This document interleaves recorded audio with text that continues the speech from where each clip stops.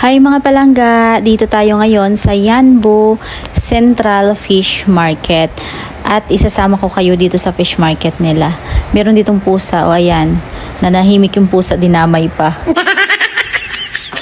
Anyway, first time ko mga palangga na pumunta dito sa fish market ng Yanbu Fish Market, na Bisaya na naman tayo. Anyway, kung napansin nyo yung kanilang pinto, ayan, naka-closed door glass dahil ang kanilang fish market ay, charan, air condition lang naman. Oh, 'di ba ang bongga, sana all. So, yung fish market nila dito talagang kakaiba kasi po, ang fish market sa Jeddah ay open. So, napakainit. So, dito po aircon o sosyalan, hindi ka mainitan. At tingnan mo yun naman yung kanilang paninda, hindi mabubulok kasi naka-aircon.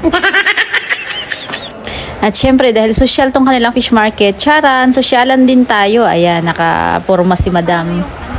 Kala mo naman bibili ng marami, pero ang totoo, isang piraso lang yung bibili namin dyan.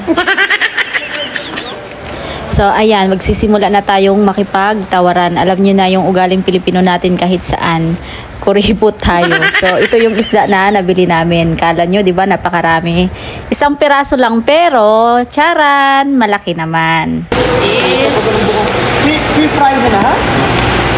Ay, pakita ka dyan. Oh, wag ka. Nag-Arabic yung aking mister sa 14 years niya. Hena lang yung alam niya. Shukran, brother. Brother, say hi. Shukran.